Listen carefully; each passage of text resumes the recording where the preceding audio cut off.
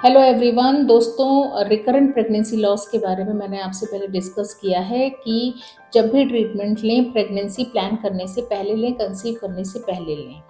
उसकी वजह ये है कि जो आयुर्वेदिक, अगर आप स्पेशली आयुर्वेदिक ट्रीटमेंट लेना चाहते हैं तो यहाँ पे मैं बता दूं कि आयुर्वेदिक डॉक्टर आपके 4 फैक्टर्स पे काम करेंगे। यानी आपके कंसीव करने से पहले आपके इन 4 फैक्टर्स पे काम करेंगे, आपके 4 फैक्टर्स को हेल्दी करेंगे, आपकी बॉडी को फिजिकली मेंटली आपको पूरी तरह से हेल्दी करेंगे, तब कहीं जाके आप प्रेगनेंसी प्लान कीजिए। तो उसके लिए जो 4 फैक्टर हैं वो हैं ऋतु, क्षेत्र, अंबु और बीज। ऋतु से मतलब यहाँ पे लिटरल मीनिंग ना लेना। ऋतु से मतलब यहाँ सीजन नहीं, ऋतु से मतलब आपका काल, यानी कि आपका ओव्यूलेटरी साइकिल कैसी है, आपकी मेंस्ट्रुअल साइकिल कैसी है, इसका हेल्दी होना बहुत ज़रूरी है। दूसरा फैक्टर है क्षेत्र। क्षेत्र से मतलब शरीर भी लिया जाता है और आपका रिप्रोडक्टिव सिस्टम भी। यानी आप फिजिकली हेल्दी रहने चाहिए, किसी तरह की डिजीज़ आपकी बॉडी में नहीं होना चाहिए, और साथ ही आपका रिप्रोडक्टिव सिस्टम भी प्रॉपर फंक्शनिंग होना चाहिए, हेल्दी होना चाहिए।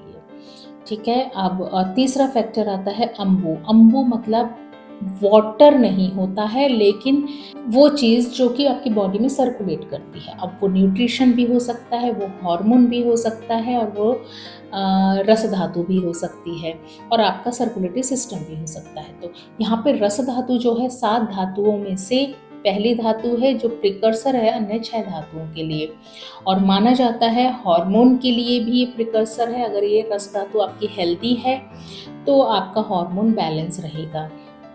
तो जो है आपका अंबु जो है वो हेल्दी रहना चाहिए अगर हेल्दी प्रेगनेंसी चाहते हैं तो। और लास्ट फैक्टर है बीज।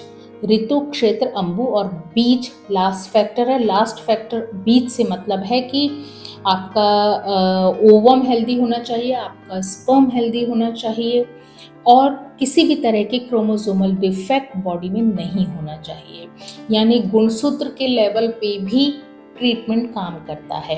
आयुर्वेदिक ट्रीटमेंट मल्टीपल फैक्टर्स पे काम करता है, तो इसलिए अगर इनमें से किसी भी तरह का फैक्टर रिस्पॉन्सिबल है आपके अबॉर्शन के लिए, प्रेगनेंसी लॉस के लिए, तो आयुर्वेदिक डॉक्टर का यहाँ ड्यूटी है कि इन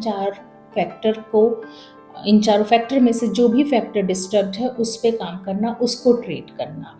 तो प्लीज़ जब भी आप प्रेगनेंसी प्लान करें, ट्रीटमेंट हमेशा उससे पहले ले लें। प्रेगनेंसी के बाद या कंसीव करने के बाद ट्रीटमेंट प्लान बिल्कुल ना करें।